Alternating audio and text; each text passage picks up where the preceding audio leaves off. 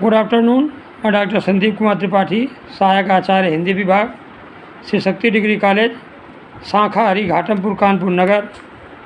इस वीडियो के माध्यम से आप सभी विद्यार्थियों का स्वागत करता हूं। इस वीडियो के माध्यम से आज हम सभी BA द्वितीय वर्ष हिंदी भाषा प्रथम प्रश्न पत्र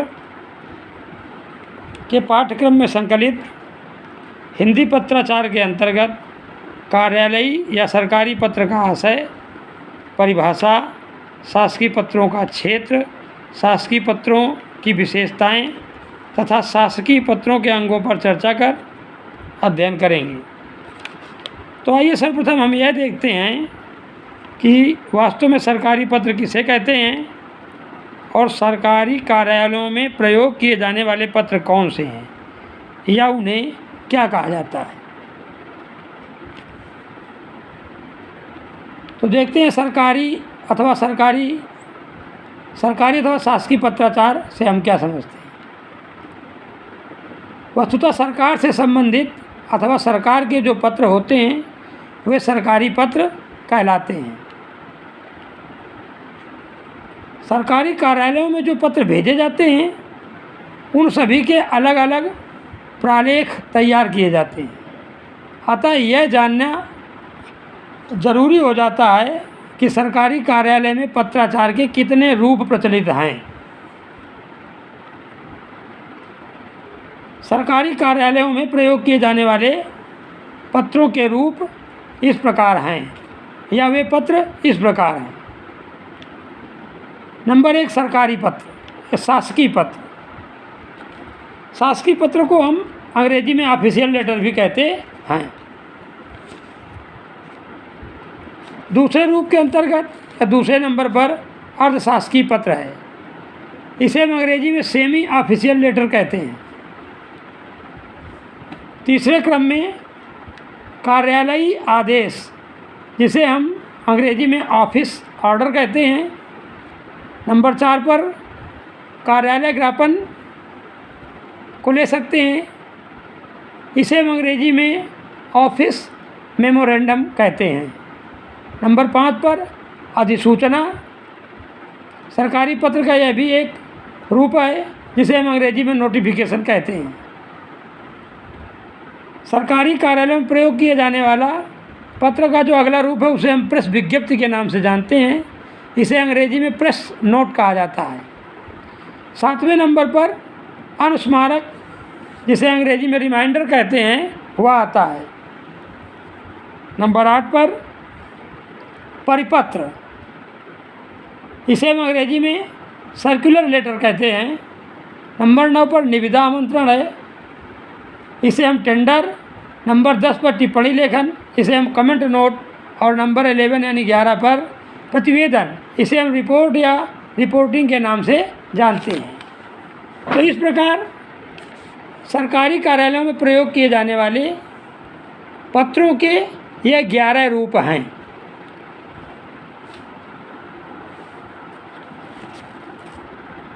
अब देखते हैं कि सरकारी पत्र की या शासकीय पत्र की परिभाषा क्या हो सकती है। शासकीय पत्र की हम इस प्रकार परिभाषा दे सकते हैं। शासकीय पत्रों से हमारा तात्पर्य उन पत्रों से है जो विविध शासकीय अधिकारियों अथवा एक शासकीय अधिकारी द्वारा शासकीय काम के संबंध में किसी व्यक्ति, फर्म या अन्य व्यावसायिक संस्था को लिखे जाते हैं। अब इसके बाद शासकीय पत्रों का क्षेत्र किस प्रकार निर्धारित किया जा सकता है, इस पर बिंदुवार हम चर्चा करते हैं। शासकीय पत्रों के क्षेत्र के अंतर्गत नंबर 1 पर है वास्तव में राज्य सरकारों के मध्य होने वाला पत्राचार। नंबर 2 पर या दूसरे बिंदु पर राज्य एवं केंद्र सरकारों के मध्य होने वाला पत्राचार।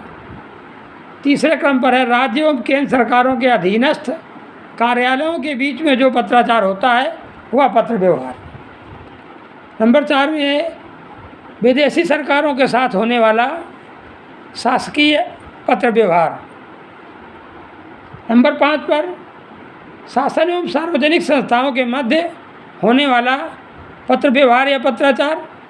नंबर 6 में है शासन सार्वजनिक संस्थाओं एवं संगठनों द्वारा व्यक्तियों से यानी सामान्य जनों से किया जाने वाला पत्राचार या पत्र व्यवहार। नंबर 7 सार्वजनिक संस्थाओं एवं संगठनों के मध्य होने वाला पत्र व्यवहार। तो इस प्रकार हम देखते हैं कि इन 7 बिंदुओं के अंतर्गत शासकीय पत्रों के क्षेत्र को निर्धारित किया गया है। शासकीय पत्र निजी पत्रों से सर्वथा भिन्न एवं व्यावसायिक पत्रों से भी कुछ भिन्न होते हैं। निजी पत्रों में औपचारिकता बिल्कुल नहीं होती, जबकि शासकीय पत्रों में औपचारिकता विशेष रूप से रहती है या अत्यधिक रहती है। शासकीय पत्रों में निजी पत्रों जैसी घनिष्ठता का प्रायः अभाव दिखाई देता है और व्यावसायिक पत्र इन दोनों के बीच की कड़ी होते हैं। उनमें निजी पत्रों जैसी घनिष्ठता अधिक और शासकीय पत्रों जैसी औपचारिकता कम दिखाई देती है। अब इसके बाद हम देखते हैं कि शासकीय पत्रों में मुख्य रूप से कौन कौन सी विशेष बातें निहित रहती हैं। तो शासकीय पत्रों में जो बातें विशेष रूप से रहती हैं उनका क्रमशः वर्णन इस प्रकार किया जा सकता है। सीरियल नंबर 1 में के अंतर्गत हम कह सकते हैं शासकीय पत्रों में दिनांक एवं क्रमांक का उल्लेख अवश्य रहता है। ध्यान देना कि शासकीय पत्रों में दिनांक एवं क्रमांक का उल्लेख अवश्य रहता है। क्रमांक में फाइल का नंबर, विभाग, अलमारी का संकेत, वर्ष आदि रहता है।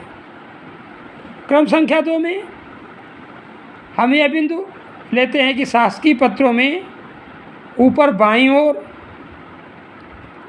पहले प्रेषक अधिकारी का तथा बाद में प्रापक यानी प्राप्त करने वाले अधिकारी का पद नाम रहता है। दोनों के नीचे उनके कार्यालयों का पूरा नाम एवं पता भी लिखा रहता है। शासकीय पत्रों की तीसरी विशेषता यह है कि उनका एक निश्चित प्रारूप होता है जिसमें मौलिकता अथवा भिन्नता नहीं दिखाई देती है। चौथी विशेष बात यह है कि शासकीय पत्रों को लिखने वाले अधिकारी के हस्ताक्षरों के नीचे उसके पदनाम का संकेत करने वाली मुद्रा, जिसे हम मुहर या सील कहते हैं, अवश्य लगाई जाती है। पांचवी विशेष बात के रूप में हम यह देखते हैं कि शासकीय पत्रों में अधिकारी के हस्ताक्षरों के नीचे संबंधित लिपिक के हस्ताक्षर अवश्य रहते हैं। और छठवीं विशेष बात यह है कि सभी शासकीय पत्र जावक माने भेजा जाने वाला, जावक अथवा निर्यात रजिस्टर पर चढ़ाकर भेजे जाते हैं। यानी जितने भी शासकीय पत्र होते हैं या कार्यालयी कह रहे हैं, जितने भी शासकीय पत्र होते हैं वे सभी निर्यात रजिस्टर पर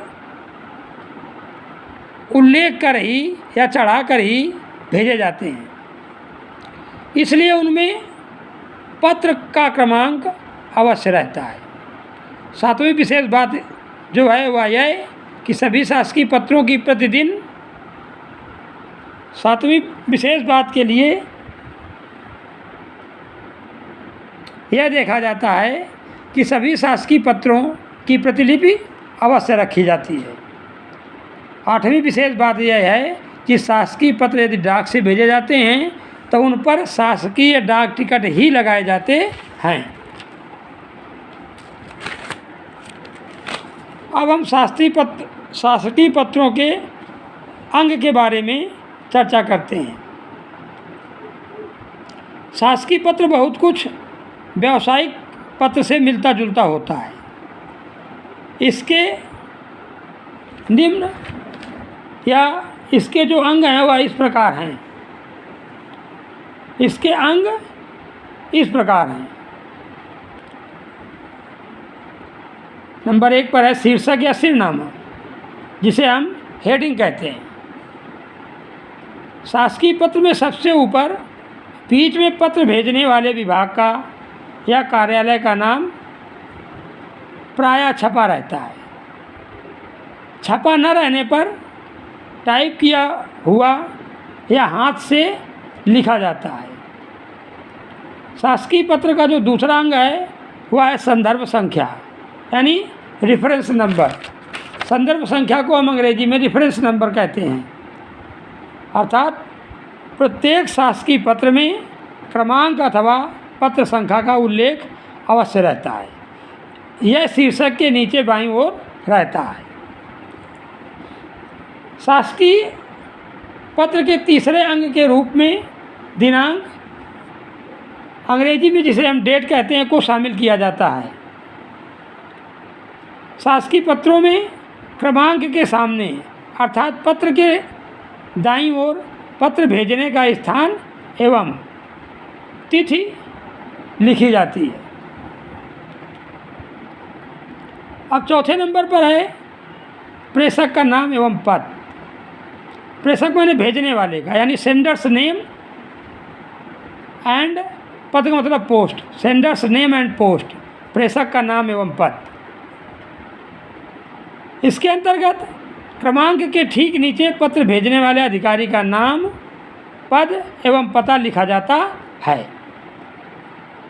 और नंबर 5 पर है पाने वाले का नाम, यानी पत्र जिसके नाम से भेजा जाता है उस प्राप्त करने वाले अधिकारी का नाम, यानी इनसाइड एड्रेस। प्रेषक अधिकारी के नाम और पते के नीचे पाने वाले अधिकारी का पद एवं पता लिखा जाता है, उसका नाम नहीं लिखा जाता है। यानी पाने वाले का नाम, इनसाइड एड्रेस, यानी जो अधिकारी पत्र को प्रेषित करता है उस प्रेषक अधिकारी के नाम और पते के नीचे पाने वाले अधिकारी का पद एवं पता लिखा जाता है, उसका नाम नहीं लिखा जाता है। अगले क्रम में अंग के रूप में जो पाठ शामिल है वह है विषय का शीर्षक। इसे हम अंग्रेजी में सब्जेक्ट हेडिंग के नाम से जानते हैं। इसके अंतर्गत पत्र पाने वाले के पद, नाम एवं पते के नीचे पत्र का संदर्भ लिखा जाता है। अब इसके बाद संबोधन या अभिवादन का क्रम है। अभिवादन के रूप में शासकीय पत्रों में केवल महोदय अथवा प्रिय महोदय का प्रयोग किया जाता है, जिसे संदर्भ के नीचे लिखा जाता है। अब अगले क्रम में है पत्र का मुख्य भाग, बॉडी ऑफ द लेटर, यानी पत्र का मुख्य भाग जिसे हम अंग्रेजी में बॉडी ऑफ द लेटर कहते हैं। इसे अभिवादन के पश्चात पत्र का मुख्य भाग आरंभ होता है। इसमें अनेक अनुच्छेद, जिसे हम पैराग्राफ कहते हैं, होते हैं या हो सकते हैं। अब अगले अंग के रूप में जो भाग शामिल है उसे हम प्रशंसात्मक अंत कहते हैं। इसे अंग्रेजी में हम कॉम्प्लीमेंट्री क्लोज के नाम से जानते हैं। वास्तव में पत्र के अंत में दाईं ओर अधिकारियों की ज्येष्ठता या कनिष्ठता के अनुरूप भवदीय या आपका विश्वास पात्र जैसे अन्य संबोधन लिखे जाते हैं, जो प्रशंसात्मक अंत की सूचना देते हैं। अब अगले अंक के रूप में प्रेषक के हस्ताक्षर एवं सील को लिया जाता है। इसे हम अंग्रेजी में signature of the sender and office seal कहते हैं। इसके अंतर्गत अंतिम अभिवादन के नीचे पत्र भेजने वाले अधिकारी के हस्ताक्षर एवं उसके नीचे उसकी पदमुद्रा अथवा सील लगी रहती है। अगले अंक के रूप में टंकण लिपि के संक्षिप्त हस्ताक्षर होते हैं। संकल्प लिपिक यानी टाइपिस्ट के हस्ताक्षर होते हैं, संक्षिप्त हस्ताक्षर होते हैं। वास्तव में अधिकारी के हस्ताक्षरों के नीचे शासकीय पत्र तैयार करने वाला लिपिक हस्ताक्षर करता है। लिपिक के हस्ताक्षर अधिकारी से पहले हो जाते हैं। यदि शासकीय पत्र टाइप किया हुआ होता है तो पत्र के अंत में बाईं ओर टाइप करने वाले के नाम का संकेत भी रहता है। अब इसके बाद संलग्नक का क्रम आता है। इसे हम अंग्रेजी में इनक्लोजर कहते हैं। यदि पत्र के साथ कुछ कागज़ भेजे जाते हैं या भेजे जाने हैं तो उनका उल्लेख संलग्न शब्द के बाद ही किया जाता है। अगले और अंतिम अंग के रूप में प्रेषित प्रतियों का क्रम आता है। इसे हम अंग्रेजी में कॉपीज फॉरवर्डेड टू कहते हैं।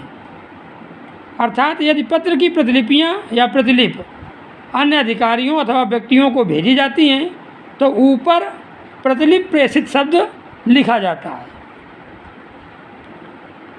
तो इस वीडियो के माध्यम से हमने आज